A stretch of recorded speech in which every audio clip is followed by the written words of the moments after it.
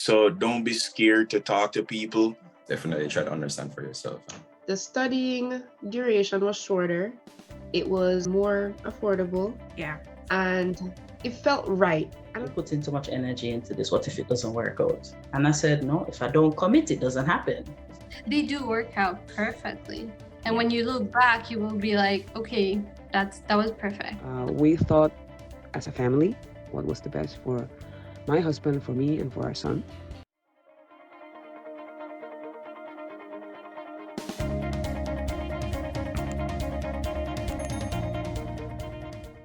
Or good morning, everybody. Good morning. The panel, good morning, attendees, good morning to anybody over on YouTube. Hello. This is day 4 of the Great Canadian Immigration Summit. It has been an amazing 3 days so far, and I'm sure today is going to be amazing as well. We've heard from a number of voices, and this morning in this panel, we have 6. We're going to hear from 7 actually, but we have 6 present and accounted for, and I have a recording of the 7th one. So we have people who are here. They came through different routes, different immigration routes from different countries with different experiences. And the last experience that I'm going to share closer to the end is somebody who came to Canada, who I interviewed actually last year and has since left Canada. So I wanted to touch base with her to see what her story was about leaving Canada.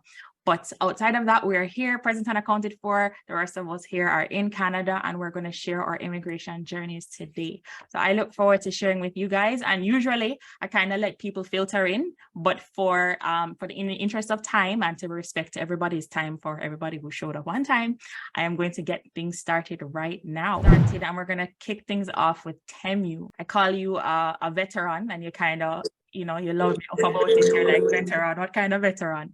I call you a veteran because after me, I think you're the one who has been here the longest in Canada. You're also a veteran of my platform because you've been a part of my journey from the very beginning, and you are on my channel back in 2019. So you are a veteran in more ways than one, seasoned Canadian immigrant. So thanks again for having the platform. Perfect. I was just saying that the growth of the channel has been immense, so kudos to you and the team. Thank you. I think a lot of work has been put in so far since the 2019 interview that we did, right? Mm-hmm. So yeah, thanks again for having me on the platform. Really appreciate it. I hope someone or everyone can take something from the team here today. Yeah. Absolutely, and thank you for taking the time out for being here. I wanted to kind of set the stage for people to understand. So Temu's from Jamaica. He went to Japan after Jamaica to teach English as a second language. Then he came to Canada. He landed in Ontario as an international student, then transitioned into postgraduate work permit and then to permanent residency. So that is Temu's context there. And how long have you been in Canada? Since 2018, since January 2018. 2018, cool. And what was it that prompted your move to Canada? Why did you choose Canada, especially since you were already in another country? So you were already an expat outside of Jamaica, you were in Japan. What prompted that move to Canada?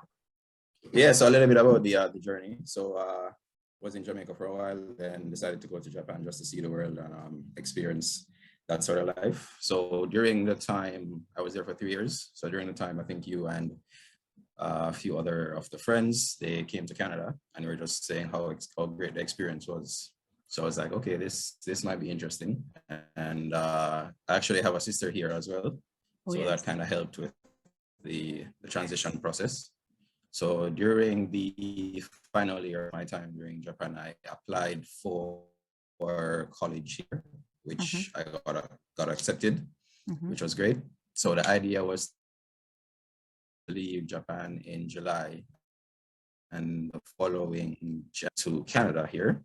So actually got home in July of 2017, and then my head dropped world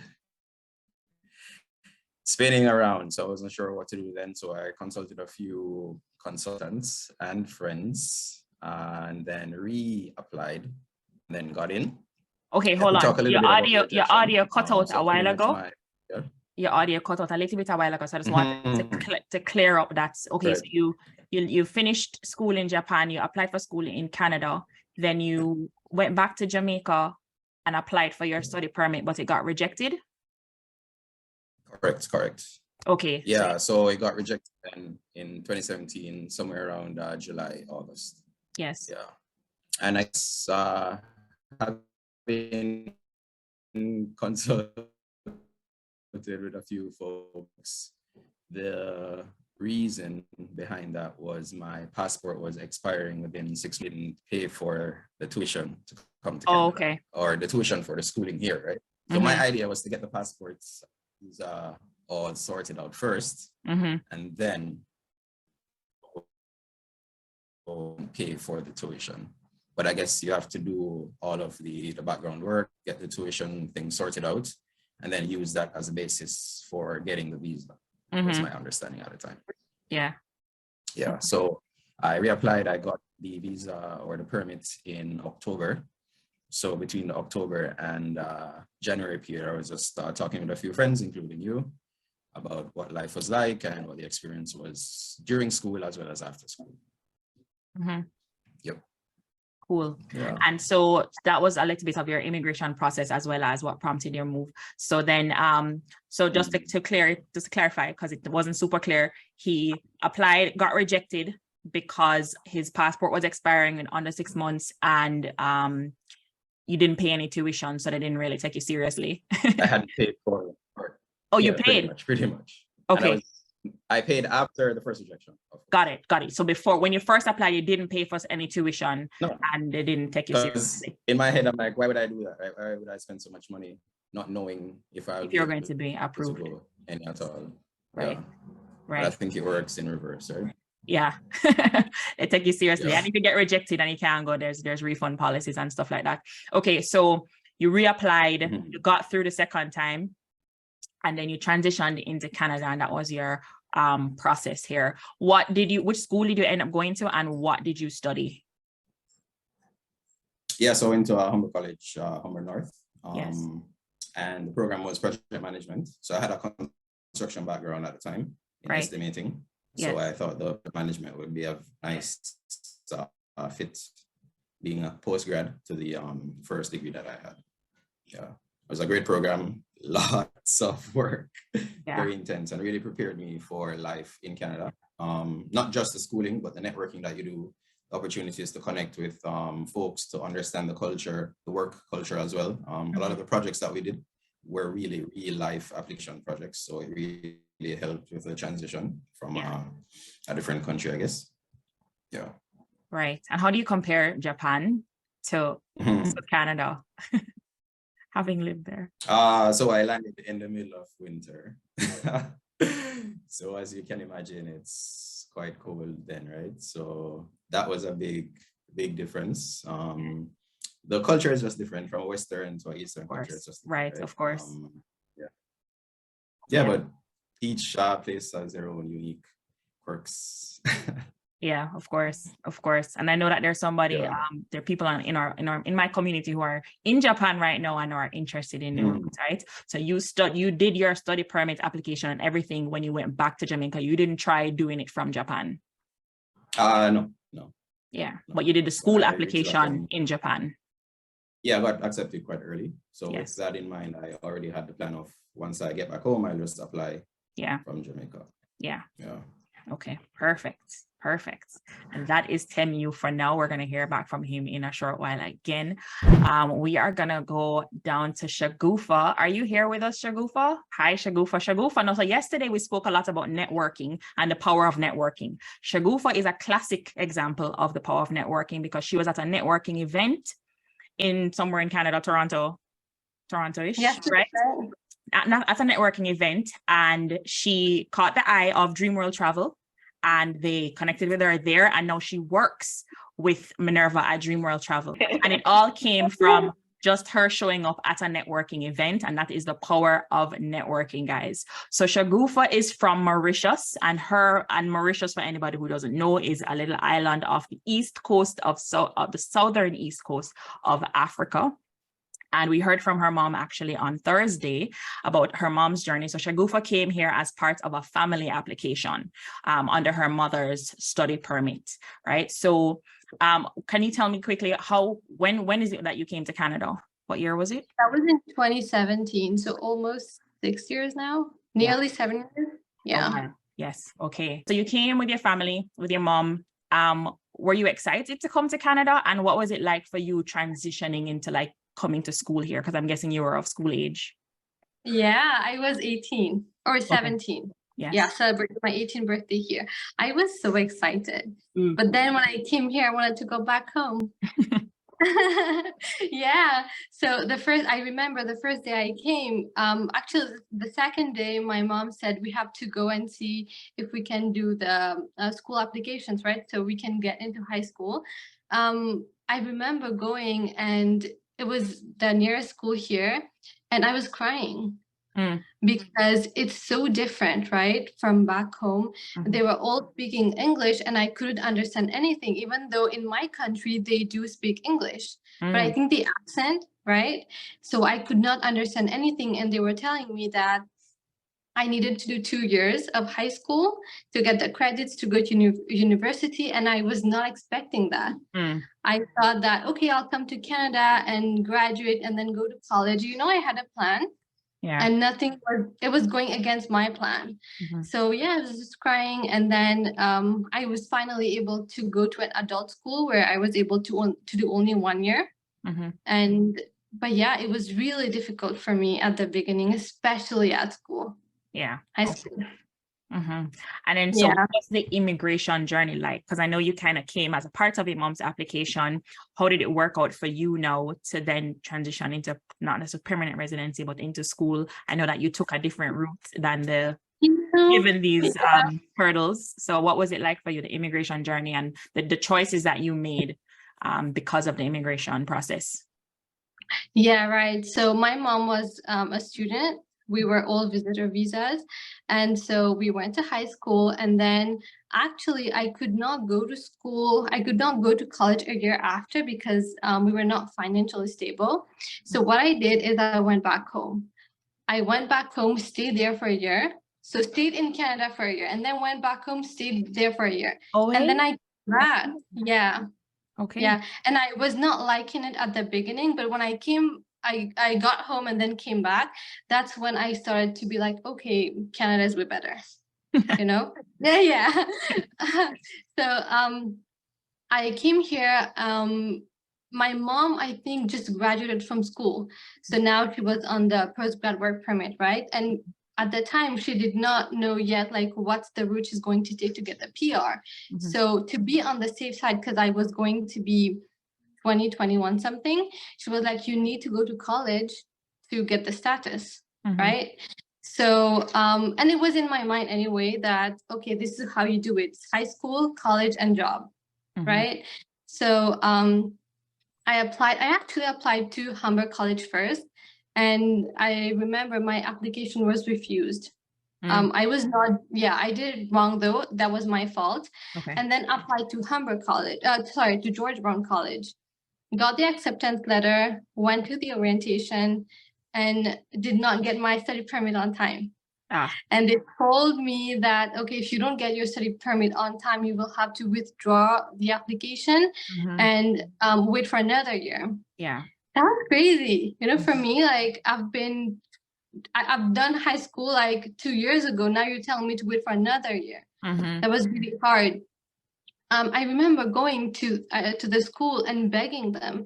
When you do your application, it says we are processing the application. I remember I screenshot that, printed it, and bring it with me to show them that I applied my study permit. It's going to come, right? And I went to her office, the head of international students, and literally begging her, I'm going to get it. Please let me in. And she was like, no. And she did not even open that paper to read what's in there. And at the time, I was like, okay, there's no way. They're not going to let me in. And probably I'm not going to get it on time. And I went to another college again. I think that I went back to Humber to say that I'm going to get my study permit. Can you accept me? Yeah. Right. And they said, no, you have to have your permit. Otherwise, that's illegal. Yeah. But I was not aware at that time. Right.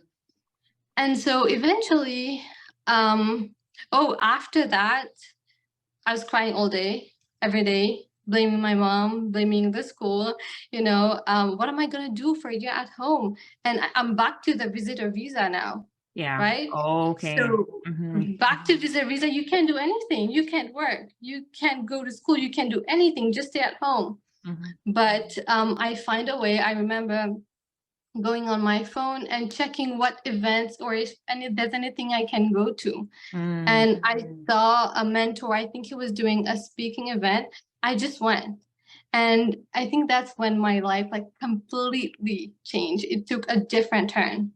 Right? That was the first one. And then just like that, I went to other events where in one of them, I think the second or third, I met Raymond. Yes. I met Raymond and he was like, we need someone cash.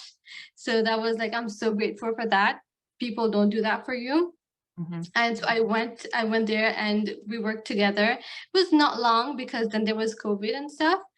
And then just like that, yeah, I went to workshops and I started to see that, okay, I want to do different things now in my life. I want to help people, but I couldn't know like which route to take, what to do. And at the same time, I need the status, right?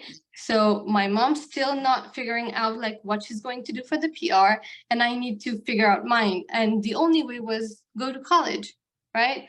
And a year after, eventually, I went to college and did 1 year. I did year 2, but did not finish it.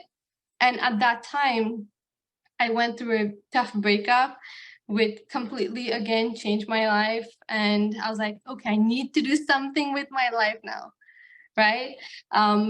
Talked to a mentor, and that's when I decided to drop out of college. So it was a 3-year program. Yes. I dropped, and my mom, by the time, she was in New Brunswick, right? So I was on her application, so I was a bit safe. Yeah. Right? She was like close to getting the PR. That was in January last year. Year before. Yeah. Oh yeah, Last year. So I dropped out last year. That was fast. Yeah. Yeah. So yeah, I was like, okay, I can do it. I can drop out. So I dropped out and then started I have a coaching business. So coaching other people. And yeah, so now I see that school was not meant for me. Yeah. Or not. It was like a sign. Right. At the beginning, I did not get that permit. I was crying for nothing. Yeah. Well, but now I don't regret anything. And today I coach people, and I also am part of the migrant immigration team. Yes. So just like along with Minerva, I help other people come to Canada. Perfect. Yeah. Nice. Perfect. And did you go to New Brunswick a little bit with your mom? I did. How do you compare, or how did you find New Brunswick as compared to Toronto? So I stayed there for only 2 or 3 months. Okay. It's completely different. It's like a village. There's no bus. And my dad had a car, but he would use it to go to work, right? So when I had to go to Walmart, I had to walk like 45 minutes. Okay. There's nothing, like basically nothing there. So it was a different lifestyle for you. Different. It was different. Yeah. For you. I think Toronto is more like the city life. Yeah. Even the mall, like there's no mall where I was living. We had to drive like 2 hours to go to a mall. Okay, so then probably it was just maybe where you were in New Brunswick versus like you were out of the town or the city of New Brunswick. Yeah, you're outside. You're in the rural areas of New Brunswick. Okay. Yeah, but we did not like it because we were used to here. Yeah. And we had friends and family. And yeah, the lifestyle is completely different. And my sisters and I stayed in Toronto, like we came back, and my mom and dad stayed in New Brunswick for the permanent residency. Yes. Okay. Yeah. Perfect. All right. And that is Shagufah's Canadian immigration journey. And now would you go back to Mauritius? No way. There you go. So you came, you came back, and things have settled. And that's sometimes when you're going through the immigration journey and things aren't going your way, it can seem frustrating. But like you had a power statement when we spoke last, like things don't necessarily work out as planned, but they work out. Yeah, they do work out perfectly. And when you look back, you will be like, okay, that was perfect. I'm so grateful it happened that way. Yes. Okay. So that is Yeah. Shagufah, guys. Thank you so much for joining us. I know you have to go. So thank you for being a part of this. Thank you for sharing with us. And we are going to pop over to Audra. Bye-bye. Audra, hi. So this is Audra, guys. Audra has been a part of my platform, I believe, from the very beginning, from 2019. One of, when you have like 1 and 2 subscribers, you know them by name. So Audra was definitely there in my first year when my channel just started. And she is from Jamaica and came to Canada, into Ontario, as a permanent resident, as a landed permanent resident. So she didn't go to school. She didn't have to do the work permit or anything like that. She and her husband together had an express entry profile that had enough points. They got invited to apply for permanent residency, and they are in Canada. So this is a different immigration route. So thank you so much for taking the time out to be with us, Audra. And I think you're kind of newish. You're not fresh off the boat, but you're kind of new. How long have you been here? I've been here since February of this year. Okay. So right. About 7 months or 8 or so. Yeah. Yes. Okay. Perfect. All right. And you have been a part of my community for a few years. That's what, as I mentioned. How long between you saying, yes, I want to go to Canada, to it actually happening, to you actually getting here? How long was that? Everything started for me in 2017. It Okay. seems to be the trend for everybody, 2017. But yeah, in 2017, my parents got through to migrate to the US. Oh. And, it's harder for a lot of Jamaicans to make that type of transition without being underage to go with your parents. So right. my dad said, we need to try a different route for you.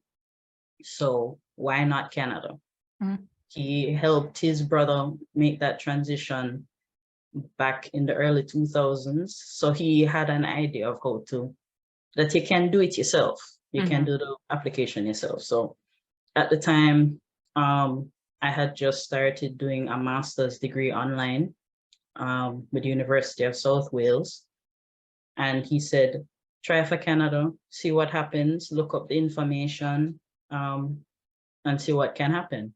So at the time, I wasn't too on the boat yet, but I said, all right, let's see what happens. And then 2018, 2019, I started looking more seriously into it, started looking at YouTube videos, seeing what was going on, what was needed, different options, realizing school route probably would be way too expensive for me to try. And seeing, okay, I am at the time under 30. I was finishing my master's degree, so I already had my bachelor's degree, master's degree, saw what jobs they were interested in. At the time, I was doing food service. And then I transitioned into bookkeeping, so accounting. And I realized those 2 options were on the list of what they were looking for. Okay. And all I needed was 1 to 3 years, so maximize that time.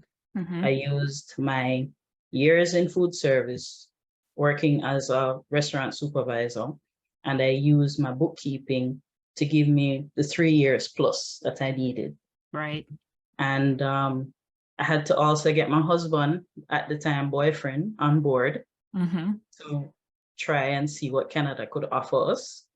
I did the English test the first time. I got probably a 7.58 as my overall score.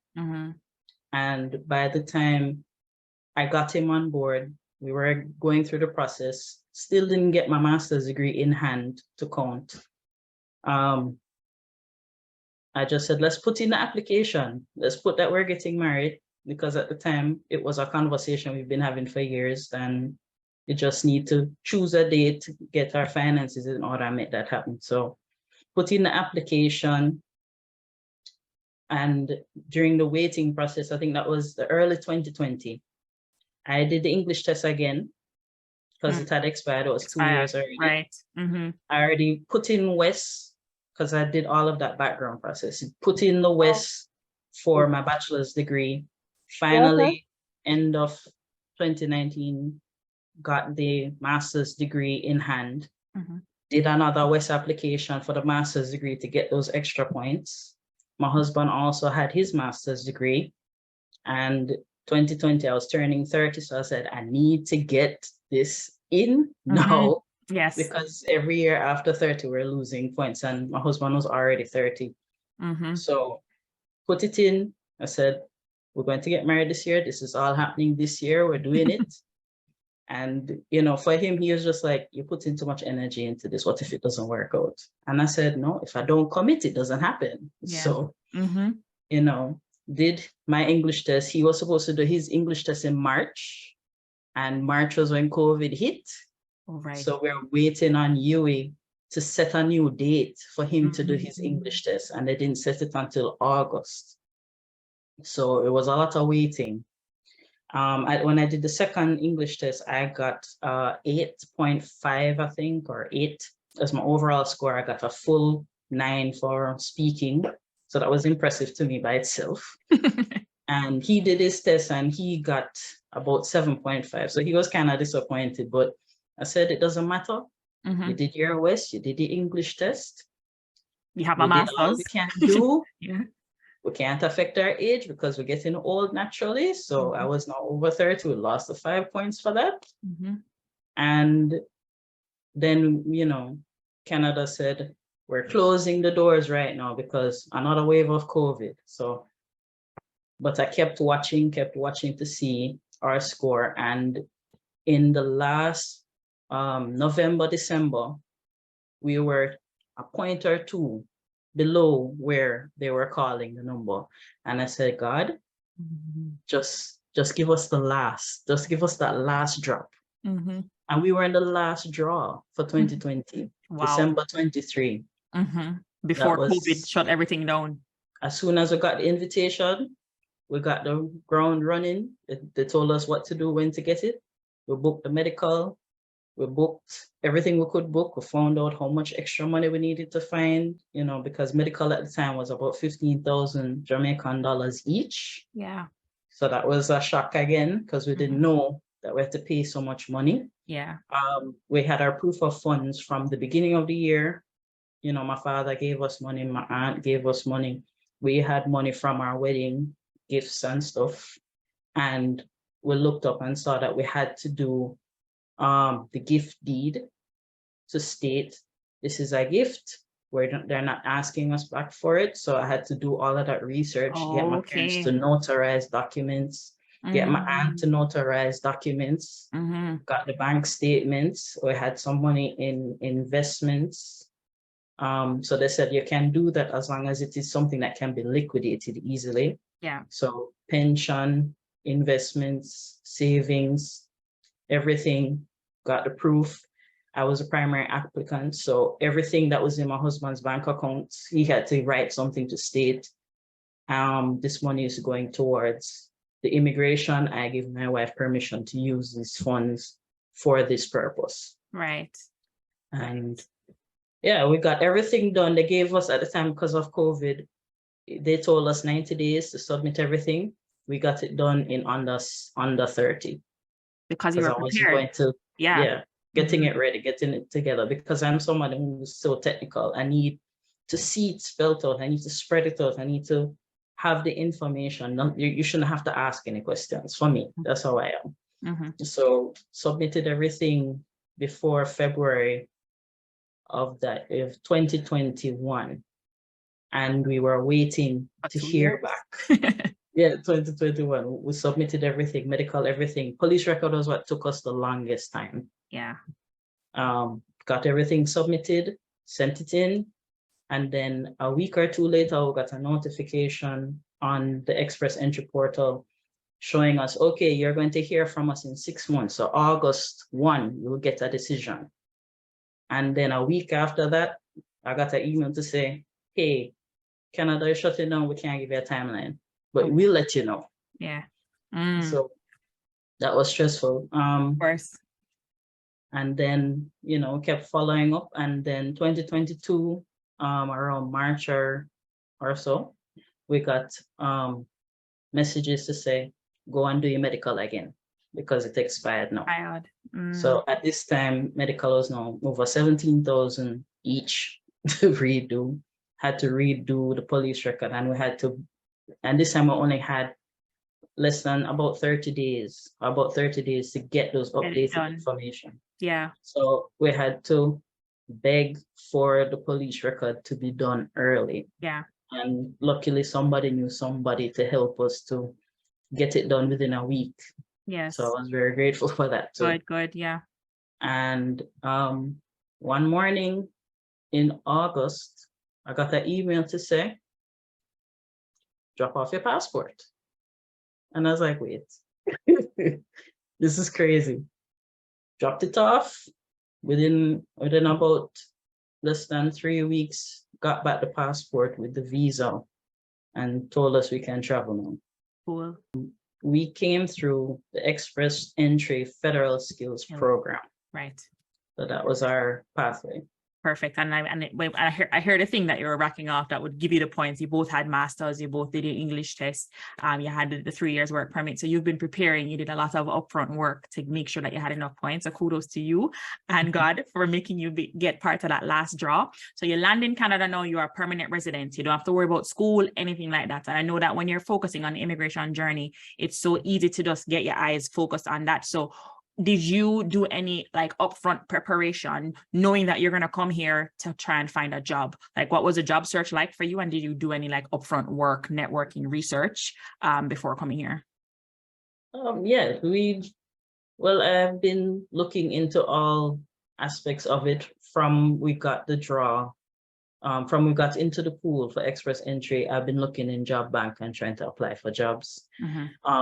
Once we got the go ahead with the visa into the passport, the letter lets you know you can now access pre-arrival services. Okay. So that's something I never heard a lot of people talk about, and I think it's very important to do, where these services can, depending on where you plan on landing, they can help you and what industry you plan on working in.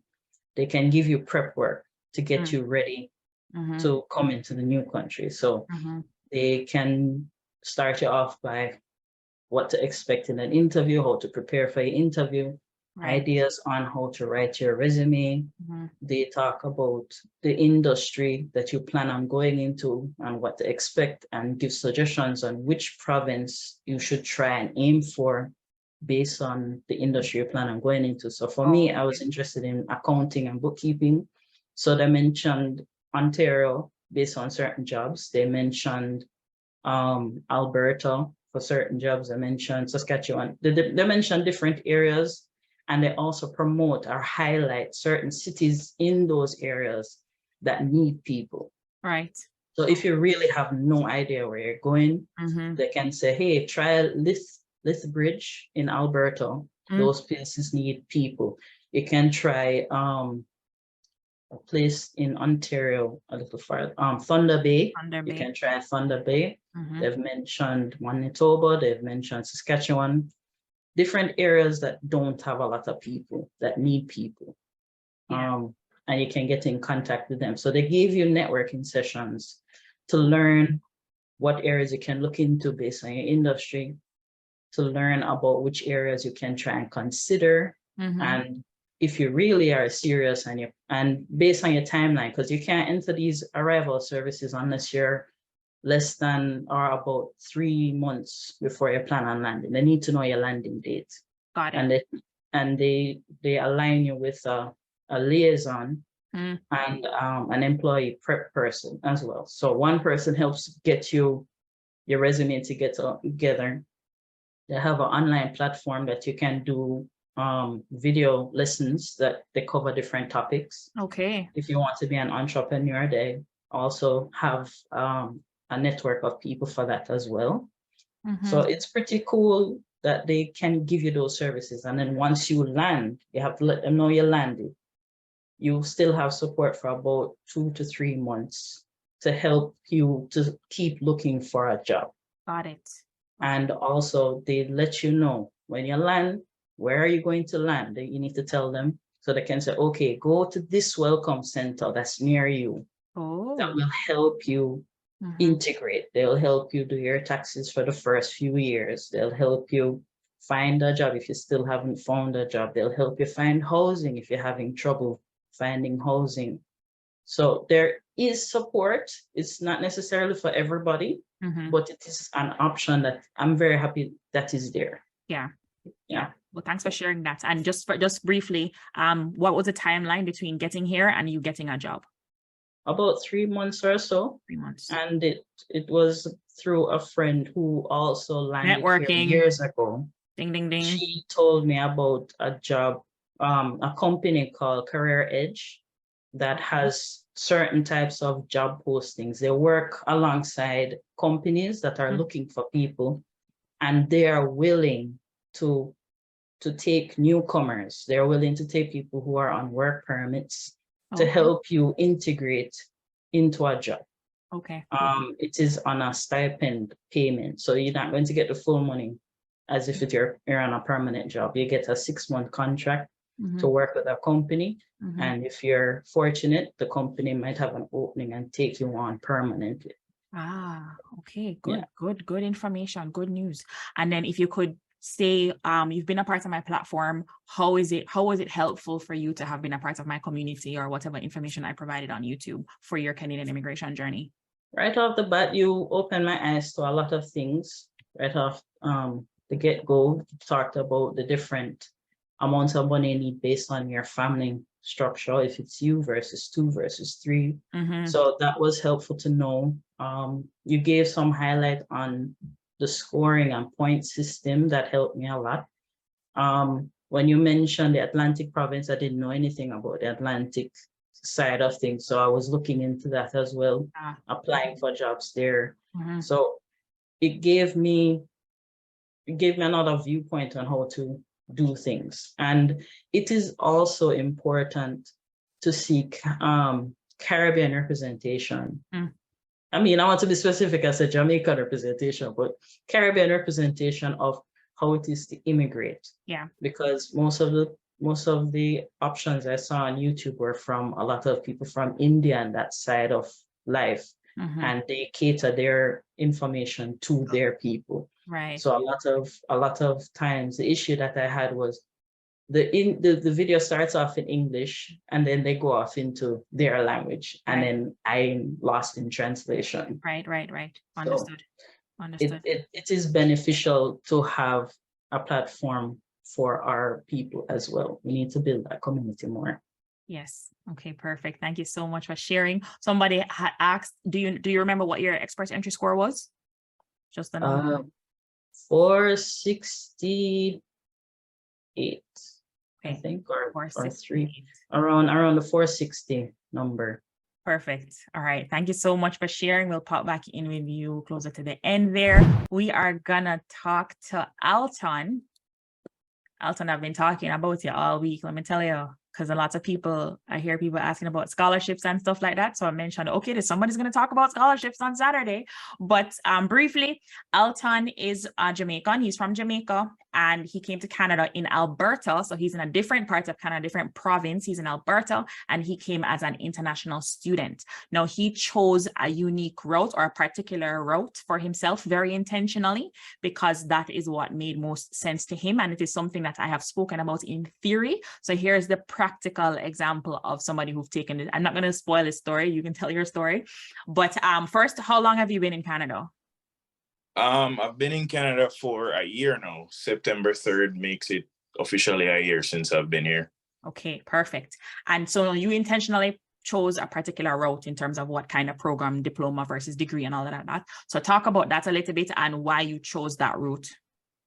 Yeah, so while I was attending Cornwall College back in Jamaica, basically a high school, I was doing CAPE with the intention to go into UE to do medicine. But however, doing around like the end of my year 12, I decided that I no longer want to do medicine. I want to transition into engineering. So engineering was where my heart's at, and particularly speaking, chemical engineering. So initially, I wanted to remain in Jamaica and study chemical engineering. However, after talking with a lot of people, it's not the biggest industry in Jamaica. So it was basically non-existent. Like the only company that comes to mind that where I can work as a chemical engineer is like Petrojam, which is like very, very competitive to get into. So when like thinking about it, the chances of me getting a job in Jamaica as a chemical engineer was very, very low. So that's what really started it. So I started like doing some research into how I could start studying abroad, and I chose Canada. And that's enlisted the services of Miss Minerva, who helped me with the application process and everything. So I don't really have a lot of family in Canada. The family that I have in Canada, I'm not very close with. So I was planning on living alone. So two main things that I really considered is to live in an area that was very, that has a very cheap cost of living compared to the other provinces, and an area that had job availability for what I really wanted to do. So after doing some research, I realized that Alberta has a very, is like the epicenter when it comes to oil and gas production, which is one of the most lucrative industries in chemical engineering. So that's like the main reason why I chose to live in Alberta. And after like going through all the application process, I got accepted to the Southern Alberta Institute of Technology, which is a college. So wait, before I go to that, the reason why I didn't like delve straight into like a degree was because after doing some research, I realized that it is very expensive just going straight into a degree. As an international student, right?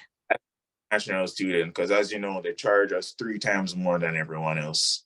So for my degree was like double, triple sometimes. So I went to like my guidance counselor, and he was actually the one that like suggested the plan to me. He said that the best route to take was to go to a college and get a diploma instead, right?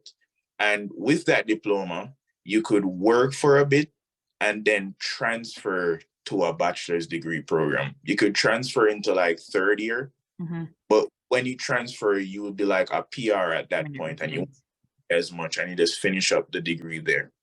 So that was my plan. So my plan initially, right now, is to do a 2-year diploma at SAIT in chemical engineering, and I'll work in the industry for a bit after I graduate and hope a PR. And then once I have my PR, I would transfer into 3rd year of university. So the way how it works is that some of these colleges and polytechnics, they have like some deals with some of the universities.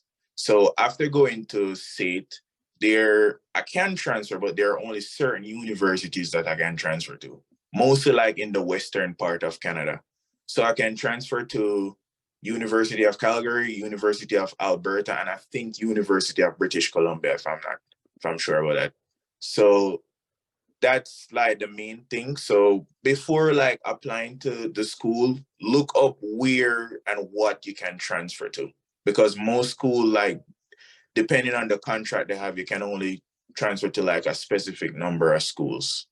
So yeah, that's the route that I took, mostly because it's very cost effective, and you get to have like a little break in between.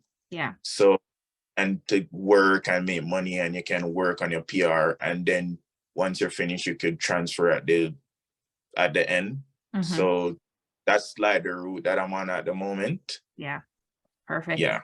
And that is we've spoken over the last 3 days about doing research, right? Engaging an education consultant who can help you with understanding this information, and Dream World Travel is an education consultant who can help you to identify, you know, a path like this if that is for you.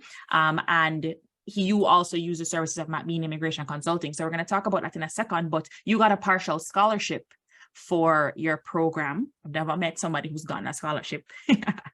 So tell me about your partial scholarship, and where did you find this resource, and did you try to get a scholarship at your school as well? Like, talk about that scholarship thing. So when I just landed here, I tried applying for scholarship at SEAT. However, unsuccessful for the first 2 semesters. So after asking around like a lot of international students, it turns out that some of the schools aren't very gung-ho about giving international students scholarships. I think mainly because they make the most money off of us, because I asked a lot of international students and none of them got any scholarships straight from the school that they're attending. So my recommendation is to apply for external scholarships for organizations outside of the school. So the scholarship that I applied for is under an organization called the Lynn Mitchell Foundation. So organization that helps Jamaican students in studying in Jamaica and studying abroad. So I just did a lot of research and I found them on a whim, and then I just applied, and turns out they liked my application a lot. So they gave me a partial scholarship. They're based in Florida, and I was able to get in touch with the alumni association at my old high school. They have a organization called the Old Boys that helps out the past students and students attending the school. So if they help me out with networking, future job prospects and all of that. And they also banded together and helped me with my tuition too as well. So those were the 2 partial scholarships that I was able to get. And I also work part-time too as well, which all of those stuff come together, help me to pay off my tuition while I'm studying here. And of course, working helps with the cost of living and all of that stuff. So if you can talk briefly about, you had some good suggestions about, getting a job, because initially you weren't really having any success at getting a part-time job.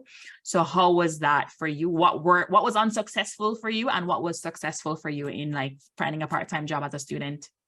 Yes. So when I first got here, it took me 3 months to get a part-time job. And the main reason was because I was applying online. So through my experiences, applying online just does not work when it comes to part-time jobs. So after using sites like Indeed, even applying directly on their website and stuff like that, they did not, it's either they did not even reach out back to you, or you got the stereotypical automated email of unfortunately, blah, blah, blah. So my recommendation is to go in person and apply, because when you do that, you get to leave an impression on the employer, which will increases the chances of them calling you back. So the first 2 months, I was mostly applying online, which I was very unsuccessful with. So the last month, the 3rd month, which was the same month I was able to get a job, was when I started printing out my resumes and then just walking in and just asking for a manager, and then you hand them a resume and you introduce yourself. And when you introduce yourself, try not to be too shy, try to be very outspoken and charismatic, so you can leave a lasting impression. And who knows, maybe they'll call you back, and they call me back, and that's how I was able to get a part-time job. So that's an advice that I would give. Try to, you can apply online, probably it works, but try not to only do that. Go in person. And it's going to work. It depends, of course, the type of job and all of that such. You're looking for a part-time job as a student. So of course, the type of job you're looking for is kind of specific. I did also what you did. I walked around Milton and handed out my resume. And it was supermarkets, coffee shops, different things that would allow for a part-time flexible schedule and stuff like that, right? So of course, it's general information to take into consideration different ways of applying other than online. And you got assistance to transition into Canada with Being Immigration Consulting, who is our partner in immigration consultant. You guys have heard from Minerva all week long. You know how knowledgeable and how awesome she is. Tell us, Alton, your experience working with Minerva, and also just how she helped you with your process. Initially, when I first wanted to enlist her service, she carried me on a call. She explained the whole process up front. She's very transparent when it comes to those things, which I like. She in everything. She heard what I wanted to do, and she also supported my decision to study at SAIT. So during the time I was doing CAPE, so I didn't have any time to do any of those like immigration stuff. So I applied to the school for me and I got accepted. She also helped me with the whole visa process and everything. And so basically all I had to do was just send the information to her and she handled everything very fine. And I was able to get my study permit and everything ready to go to school in September 2022. Perfect. Well, thank you so much for sharing with us, Alton. We'll pop back in with you closer to the end of the call. That is Alton's immigration story. We're going to head over to Mickaelia. I know that Mickaelia is on here. Hello. Mickaelia is fresh off the boat. I think you're the freshest. You're the freshest off the boat. Mickaelia's route was Jamaica, Canada. She came into Ontario and as an international student. So she landed here August the 28th, thereabout, the end of August. And so she's only been here for a few weeks, but she's had quite the journey because you started your process over a year ago and have had to face a rejected visa. So this is our second rejected visa person here who is newer in terms of the rejection and being here. So what was your process? All right, what was your process like leading up to having been rejected? You know, you worked on your own, and then how did you handle the rejection and what were your next steps? So when Canada initially came in my head when I realized that I didn't want to do law at COMC. The dean contacted my mom after she saw my CXC results and said that I was a good fit to do law. And my mom just accepted it without even consulting me or anything. So I was like, okay. I didn't have a clue in what I wanted to do as yet. So I was like, okay, this fell into my lap. Why not try it? Tried it for the first term. I did what I had to do. I just didn't like it. My heart wasn't in it. So, and I wasn't about to waste my mom's money like that, knowing that I wouldn't put my 100% all in it. So it was a hard conversation to have with her because she already started investing money into this. And then me telling her now, oh, I don't want to do it after she's just paid like X amount of money. But with the help of my cousin and me really showing her that, hey, I don't want to do this and just give me some time to figure out what I want to do. She eventually gave in and she gave me, I believe, another year to figure out what I wanted to do. But I figured out Canada came into the picture like 3 months after that incident. So I really did some research.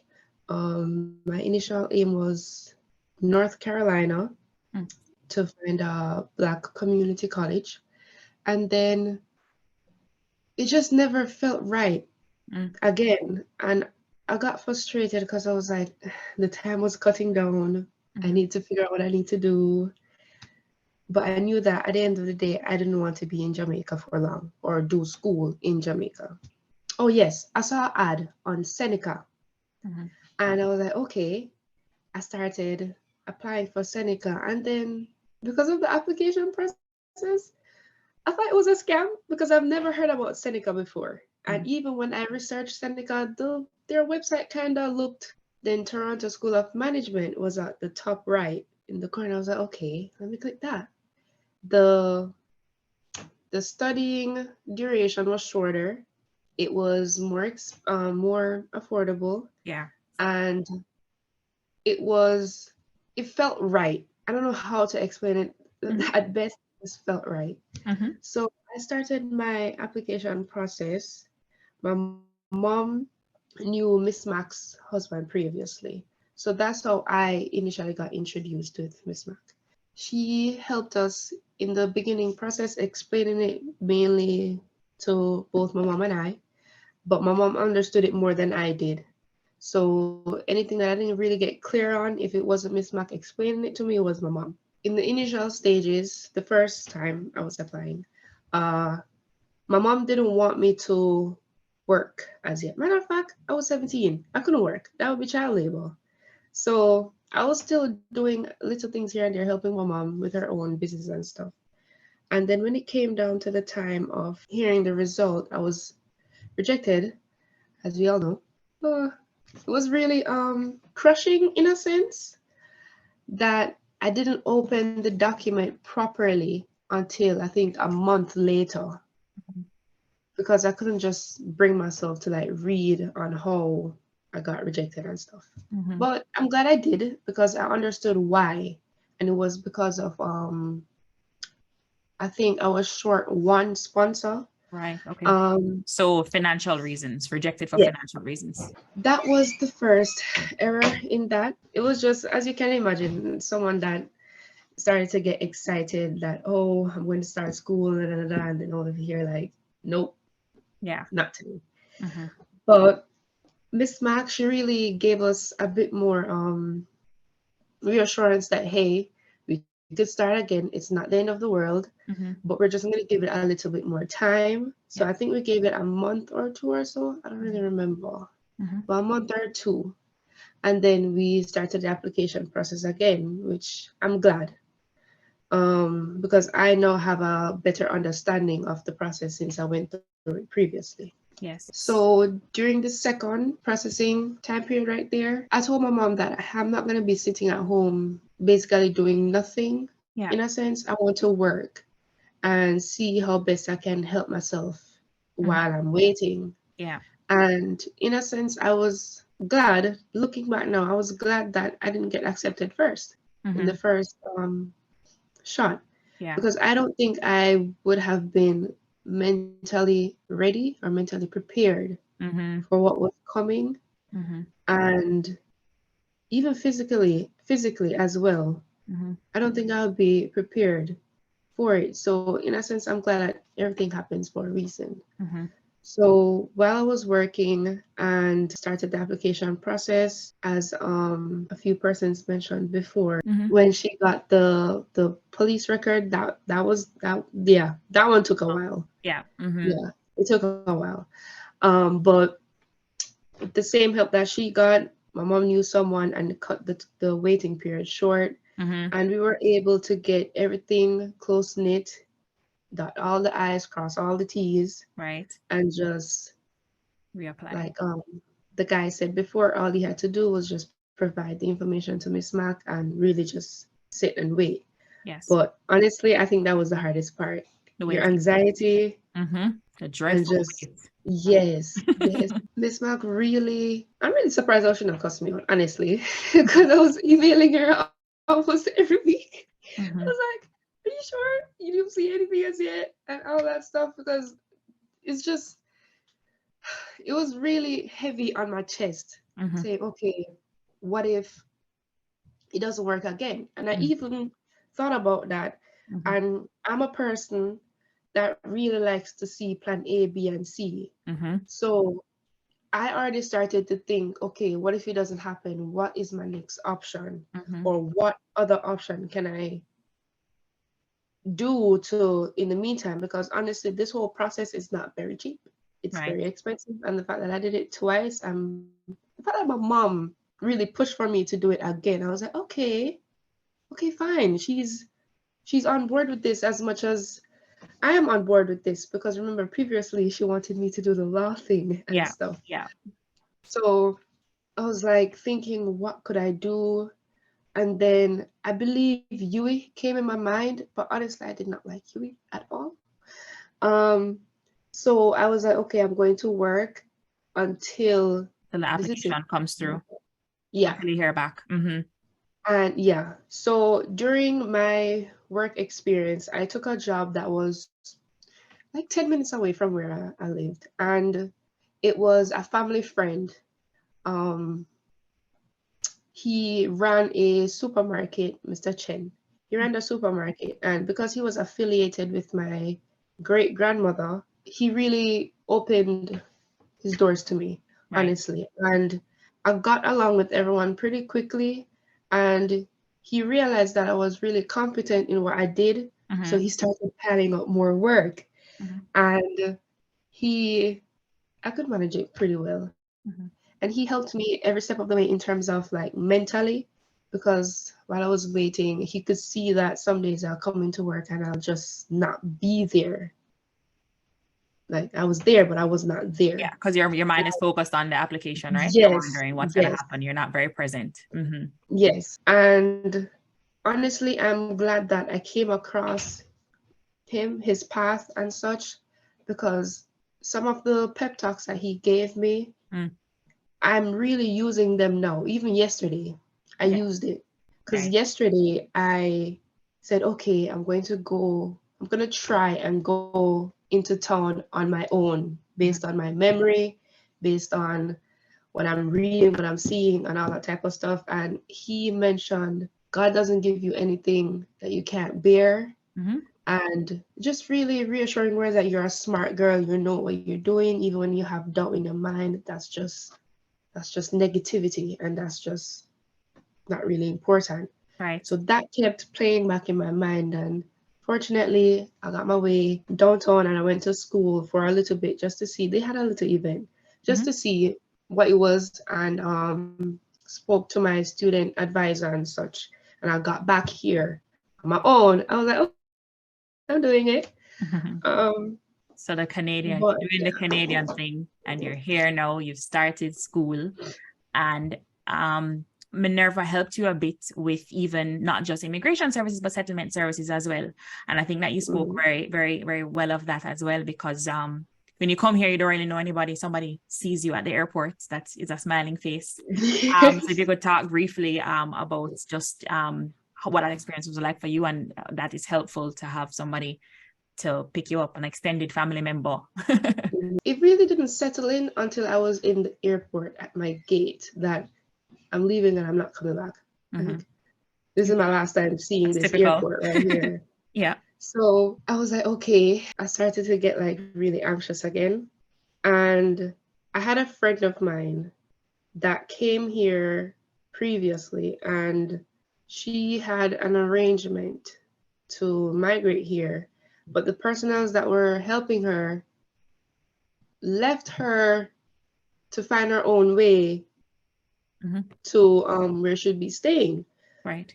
So I was like, that's quite cold in a sense, because you're coming into Canada and you don't know where you're going, how to get there, and they just left you just like that. But I didn't have the slightest thought that that would have been me, based on my experience with Miss Mac over email. So I was like, if she's like this over email, just imagine in person. So my mom texted me that they wanted a photo of me just to recognize as soon as I walk out, and provide the photo. As soon as I landed, I got a message from Miss Mac's husband, I believe, first, and then Miss Mac. And then when I picked up my baggage, I was supposed to go in this line to get my social number. And then she texted me that, hey, this is something that I could do for you online. You don't need to send that line. So I was like, okay, perfect.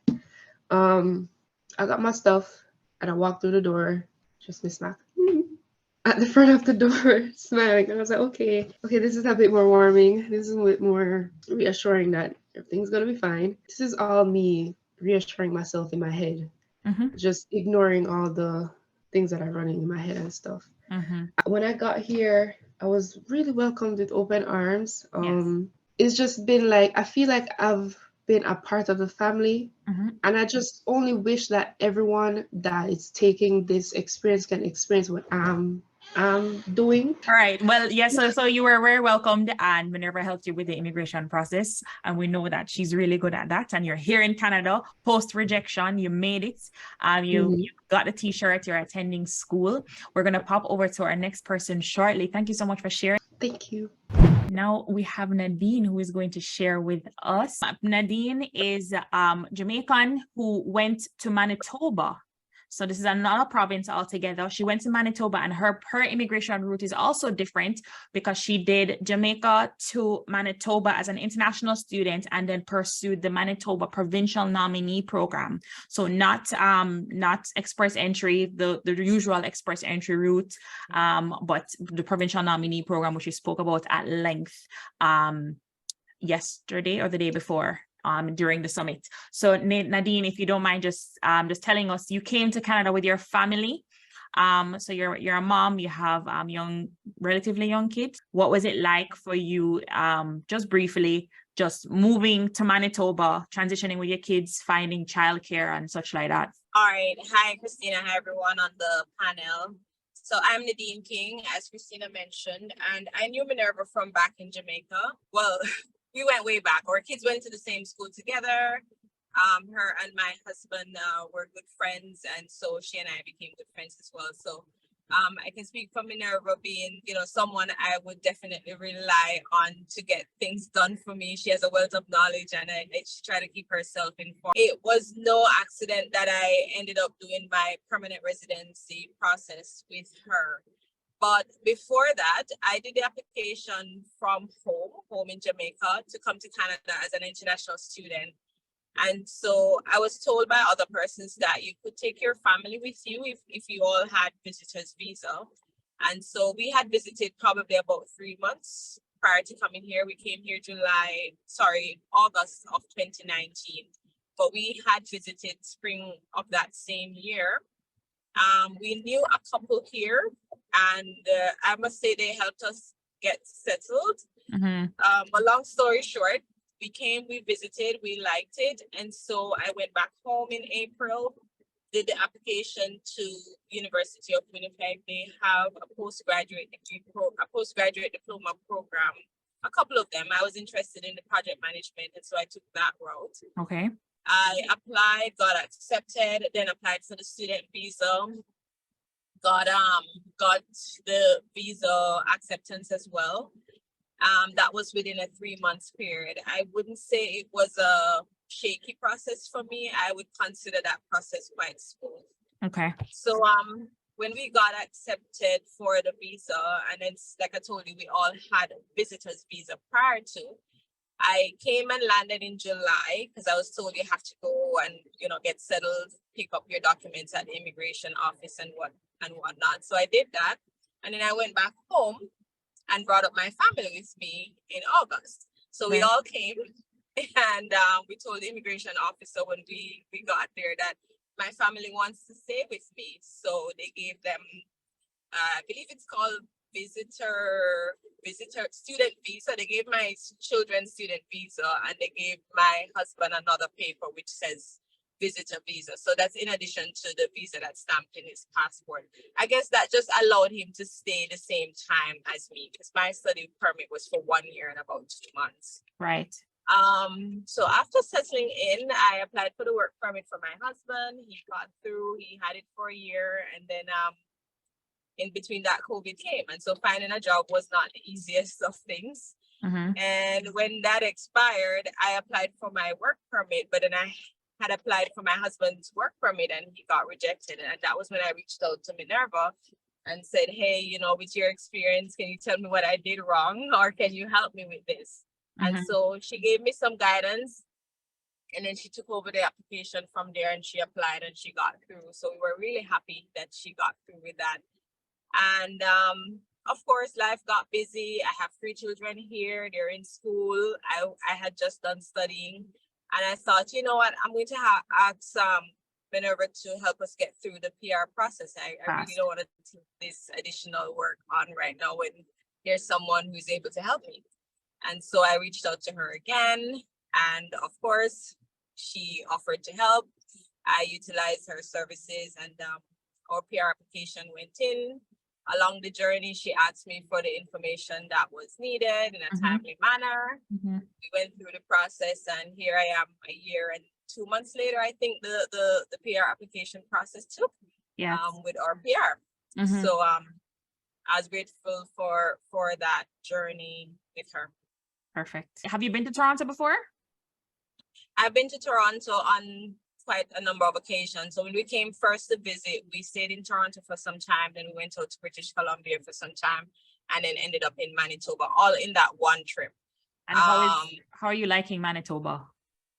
Manitoba is fine. I must say the first year there were a few tears, mainly because winter was brutal, or winter is brutal normally in Manitoba. Canada is synonymous with cold and snow. We all know that. But I think Manitoba does take it up a notch. And so that first year taking bus, finding childcare for my youngest, who at the time she had just turned 4. That was really difficult, I must say.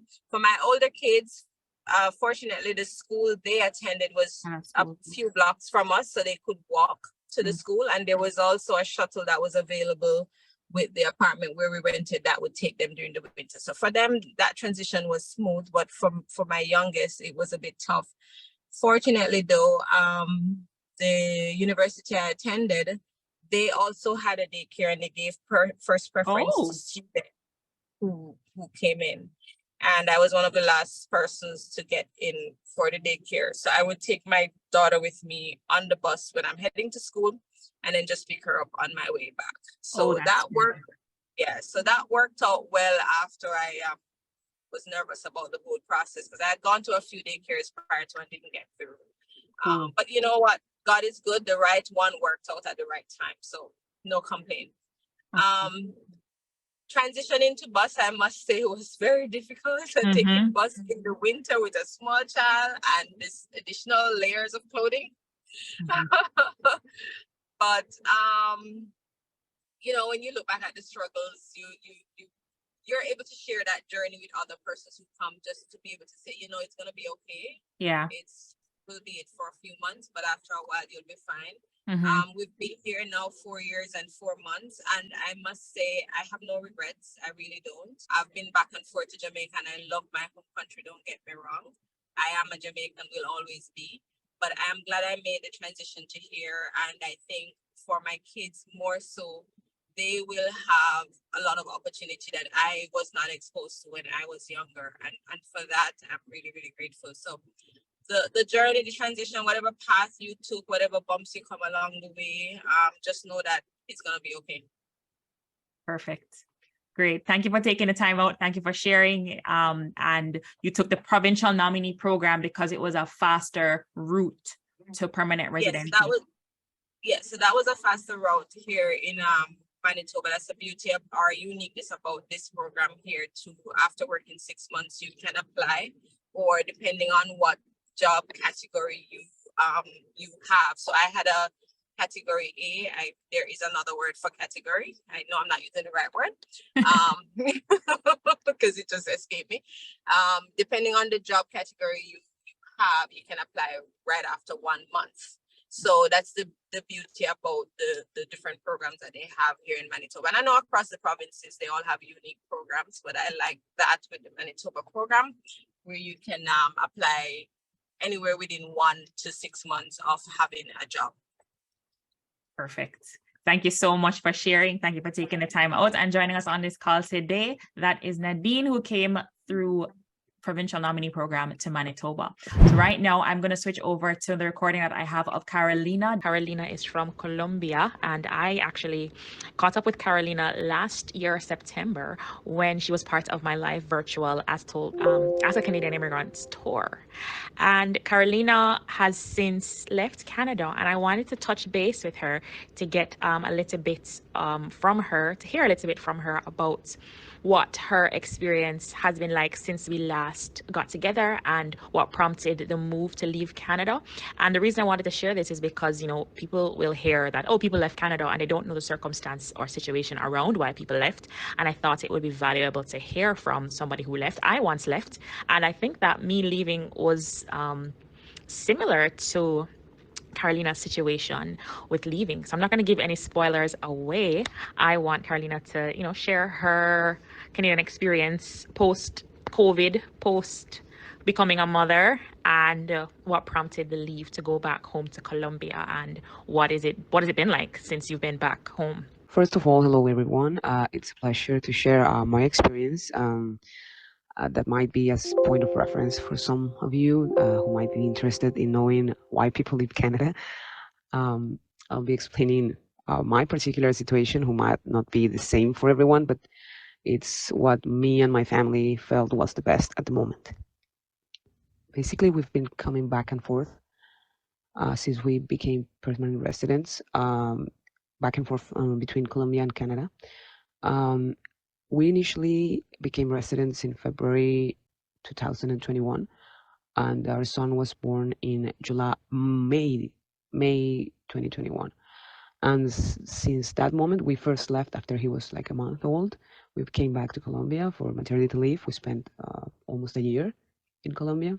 Then we flew back to Canada on June 2022 and spent a year there. And then we decided to come back to Colombia, and we flew back to Colombia on May 2023. So there's many things that got us to take this decision as a family, and one of the main reasons was that I came back to Canada after my son was 1 year, because we were expecting to be working in person in our company. But after we came back on June 2022, well, the months passed and nothing came from our company saying like you have to be in person again. So I continued to work remotely, and you know how the prices of everything rised, food and everything related. So it was kind of struggling times because everything got so expensive, and I was still working from home. So I was like, we thought like, okay, probably we could be spending less money in Colombia and you still could be working from home. So I asked my boss, and well, they were okay in allowing me to come back and work remotely from here. So that was like the main reason we came.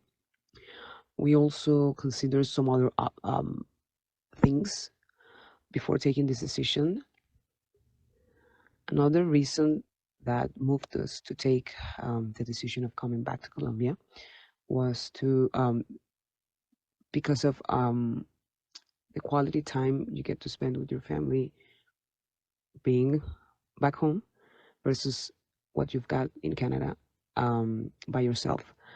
We are raising a toddler, and for our family, it's like, for meaning my husband and I, it's a priority that he gets quality time with his family, that he gets to feel the love of the close people around us. That really makes a difference in raising children for for what we think and we believe. And that was another reason. We do have friends in Canada, and we do have good memories and good time shared with them. But you know, if you've got children, you know, it's not the same as having your family close by. And also because you get more help in raising children. It's not the same in Canada in terms of only being you and your partner the only ones that are in front of raising children, working, getting things done at home, and etc. It gets stressful, and it gets hard to get time for the couple, not just for the family as a whole or the children. So that was one of the other reasons that led us to come back to Colombia. The fact of having family close, to have some extra help raising our son, and being able to be close, so he can be close to his grandparents, to his aunts, cousins, and some other people that really love him and are close to our family. I must clarify that we, when we decided to come back, it's not in a definite way of saying, no, I won't be coming back to Canada. We're not closing the door yet. We are aware that our status as permanent residents requires some presence in the country. So our ideal situation would be just like living between both countries, being Colombia, the one we spend most time. And we're trying to get that organized and settled. We've just been 3 months here since we got back to Colombia. and we're trying to get things settled as of that idea that we have. Another reason that led us to choose that option for our family was the fact that I think I mentioned that in the previous interview that I had with Christina, was the fact that as a couple, we were not, both of us, enjoying our time in Canada. And we do have some great friends and some great memories from the time being there. But the fact is, the life in Canada is just not for everyone, I must say. You might find a lot of people on the internet that probably identify with my feelings or our family feelings, but the reality is that immigration is not for everyone. That's our thought. There's many people that go ahead and they don't feel affected as much as some others, but there's some people, like, there's every kind of personalities, and not everyone accepts reality the same way you do. So as a couple, you have to be mindful of that and trying to keep balance. We cannot just please one side of the relationship and ignore the other one. So that being said, my husband wasn't really being happy in Canada, and I wasn't fully happy because he wasn't fully happy. So that led us to make the decision, okay, what's the main goal? Is not to just split the family in two sides and just you stay in Canada, I go back home. That was not an option for us. So we as a family decided that what was best for us was to come back. Against all opinions from people outside Canada or even inside Canada, you'll find sometimes that there's always people not against what you're saying or in favor. But anyways, we thought as a family what was the best for my husband, for me, and for our son. And that's what our main motivation was while taking this decision. That wasn't easy. It was a hard process, but we're just trying to keep the balance and what's best for everyone, and hoping to have good results. I cannot say this far that it's the best we've been able to make, the best decision we've taken or whatsoever. It's a process. It takes time. It takes time in order to see, okay, did we make a good choice, or to adjust, or to see what's the best options. So that's basically our situation. That's what led us to decide this. I'm not saying that probably that's the same situation for you. There might be many people feeling happy about what's happening with their process in Canada, how their life is, and their couple and their children are happy about it, and that's great. Everybody has a different process, and that's what I tell everyone that arrives in Canada or wants to go to Canada or somewhere else. Don't compare yourself with somebody else, because every process is different. Everybody feels things different. Everybody lives things different. Situations are different for everyone. So you just can't be comparing pears and peaches. So that's basically it in a nutshell. Another thing Christina asked was how I'm feeling. What are my thoughts and feelings about it right now? I would say I have mixed. We both have mixed feelings at this moment. It's been short time since we arrived, 3 months only. It's been reconforting from one side, being able to be close to the family and the people we love. But also, there's also mixed feelings because after being so long, well, it wasn't so many years, but I mean, it's a part of our lives. We spent in Canada almost 4 years, and you get used to certain stuff, and your thoughts are not the same after that. So it's kind of mixed feelings with everything, and we're just trying to get through this, and at the end deciding what's best and seeing what's best for our family. As I told before, it's not a definite yes or no. Yes, we're staying in Colombia and we're not getting back, or no, we're not getting back to Canada. We're not saying that. We're open to every situation. Thankfully, we have our PR Our son is a citizen, and we're just open at this point to see what's best for us, to try and see. And basically, right now, I would say coming back right away, it wouldn't be an option. You know, seeing all the news and how crazy prices are for housing and everything else, it's kind of scary right now to come back.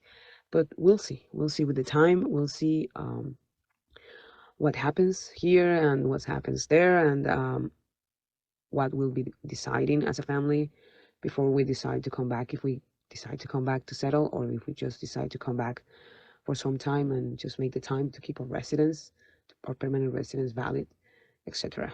So that's basically our story, and hope it can be of help. If you're probably going through the same situation, just follow your heart. That's what I would say and recommend. Trust your heart and trust your what's best for your family. Think about that, because you know there's a lot of pressure on society, on some others people's opinion, on your own family. They, if you're living a similar situation with your family, being in Canada under the same situation, follow your heart. That's what I'll say to you, and don't put that much importance on some others people's opinion, because at the end you're the one living it. You're the one getting all things.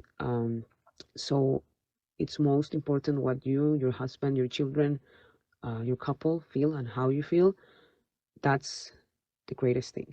So for you to be happy and with your decision and where the place you're living and what you're doing. So those are my thoughts, and I'm happy to be able to share them with you. Bye everyone. That was Carolina. So right now we're about to wrap up this session here. I do want to go around the room for the rest of the panelists that we have remaining on the call. If you want to go ahead, I'll unspotlight myself. You can turn on your cameras so we can all be on here like the Brady Bunch. And I just want to say, of course, you've heard a wide range of stories, of experiences, different things. We came, we saw, we conquered, and some conquered and left. But obviously, she said that they have not given up on Canada, and their situation is particular. So I wanted to just Temu, as the veteran on here, to just say, you know, like, okay, so you're here now, you've been here for 6, 7, 8 years. Now that you have settled, you're kind of on your road to citizenship thereabouts. What's next for you in Canada? And I know we've had conversations about, okay, we're here. What now? Like feeling of wanting to go back home for anyone. And I kind of got that during COVID. I was back in Jamaica. But for you, what's next? And was your expectation of Canada met? Yeah, the preliminary expectation was it's gonna be cold, right? And definitely saw that. Definitely got homesick for a while. So a thing that I've been trying to work on more is going back more often and staying more connected with family and friends. So on the pathway for that to happen, next steps essentially is to get the citizenship sorted out. So I'm looking into completing those bits of applications. So once that's done, then I'll be able to travel more often, more frequently, and pretty much just see the world, right? Oh, you have more countries to go see? Yeah, we're here for a short while on this earth, you know, cool. so we just gotta make the most of it. Yeah, seeing different lands and taking those experiences in before, you know. Yeah. And for everybody left on the panel, I want to know if you had a bit of guidance or wisdom to leave or to pass on to either future immigrants, current immigrants. What would your advice to them be? My advice is be sure of what you want to do. Be sure of your plan, make a plan. Sometimes the plan doesn't go the way you want it to, but set a plan and work with it. Make adjustments as you go. And most importantly, you need to do your research. We keep saying research, but it's vital. Do your research, where you want to go, what you plan on doing when you get there, how you're going to get there, what immigration journey you're going to take, and don't just rely on the consultant alone. You need to know what your consultant is doing at all times. Know the process for yourself. we have heard of situations in the news where a lot of the persons who come to Canada from India just do what the consultant told them to do. And then when things went left, the consultant gone about the business, and you are in charge of your life. You need to know. So go on Canada's website, read for yourself, understand for yourself.